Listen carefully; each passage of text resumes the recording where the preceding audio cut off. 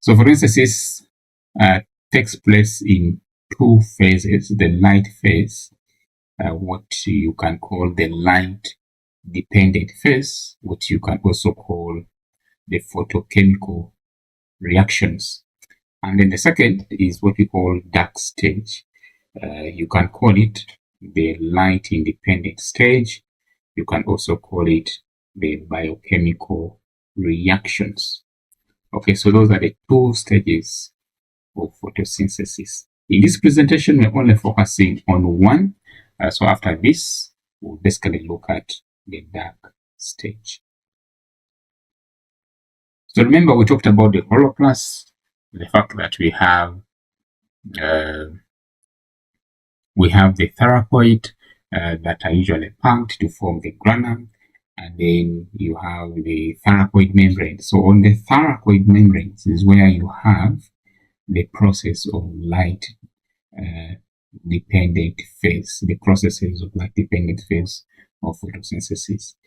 Two major processes happen, and it's very important to know these processes, because if you know these processes, then when it comes to the description of the light stage of photosynthesis, it becomes extremely very easy. So we have what you call photophosphorylation. I guess in your mind you have what you call oxidative phosphorylation in your mind. Just note that this is actually a little bit different. Photophosphorylation and then oxidative phosphorylation.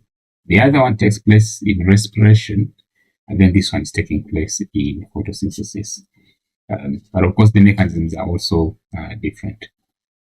Ultimately, with phosphorylation, the word phosphorylation, you're adding an inorganic phosphate group to a compound. That's what phosphorylation means. And then when you add photo, that means that the addition of the inorganic phosphate happens or is driven by light energy. So that is why we have photophosphorylation. We'll see where that phosphate is added. But basically, even from this slide, you can see that we have adenosine diphosphate, which is this compound, turning into adenosine triphosphate. That means that we have moved it from 3 phosphate groups to two phosphate groups to 3 phosphate groups. Okay, so that means that the addition of that phosphate group is happening to the adenosine diphosphate, which is ADH, to form ATP, which is the energy currency for organisms. That means that the energy that organisms use for different processes is in the form of ATP. The hydrolysis of ATP is what gives you that energy. Okay, so the second process is what we call formation of nicotinamide adenine diphosphate, the reduced form of nicotinamide adenosine diphosphate. Okay, so with this H is what basically tells us that we are talking about the reduced form of nicotinamide adenosine diphosphate. So we can basically say that we have 3 products of light dependent phase: ATP, oxygen, and then the reduced form of NADP. Okay, so what happens? In our earlier discussion, we talked about light being in the form of particles called photons. When light strikes leaves that contain photosynthetic pigments, these pigment molecules have electrons, and these electrons will get excited. Okay, so when these electrons get excited, then you will have other reactions basically following.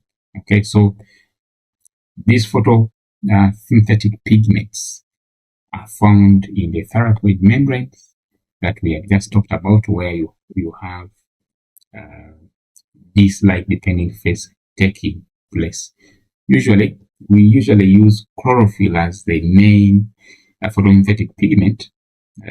If we refer to photosynthetic pigments, but plants actually have a variety of photosynthetic pigments, and even chlorophyll have chlorophyll A, chlorophyll B, and even C, and then we have the carotenoids. So that means that we have different photosynthetic pigments. Okay, so like I said, when light strikes the leaves that have these pigments, these pigments have electrons that get excited, and we have what we call photosystem 1 and then photosystem 2, where these excitements actually happen. This excitement of electrons actually happens in these photosystems 1 and photosystem 2. So what happens? What happens with this excitement is that the light will simultaneously excite electrons from the photosystems, that is photosystem 1, photosystem 2. So it is not like the excitement happens in one photosystem. No, it has to be both electrons in both photosystems will be excited. Now, where do they go? That's the question. Now, for photosystem 2, the electrons are excited and then they move through a series of electron carriers or electron chain transport system, or electron carriers, basically, until they are accepted by what we call electron acceptors. So they are moving. When electrons get excited, they move to higher energy levels, okay, until they are accepted, and then eventually they actually return back. When you have an electron that is excited, it's actually unstable. They make the molecules unstable, so the electrons have to move back to their lower energy levels, and as they move back, they are actually releasing energy, and that energy is sufficient for synthesis of ATP. Okay, so eventually you can see that electrons from photosystem 2 will end up in photosystem 1, just like what you see with the arrows. Okay, and then what happens if you have electrons with the electrons in photosystem 1? Still, they will also get excited, and then for them they have two channels or two pathways. They can go through what we call cyclic. That means that they go but return, or they go and don't return. That is the non-cyclical manner of pathway. So electrons from photosystem 1 can follow that pathway. Now, what I need to hint on is that the photosystems are basically about the fact that the excitement of these electrons is not caused by the same nature of light energy, because light energy has different wavelength. So for photosystem 2, it absorbs light of that wavelength, 680 nanometers, and then for photosystem 2, it is about photosystem 1 is about wavelength of 700 nanometers. Okay, for photosystem 2 is about 680 nanometers. That's the wavelength of light that they will actually absorb there.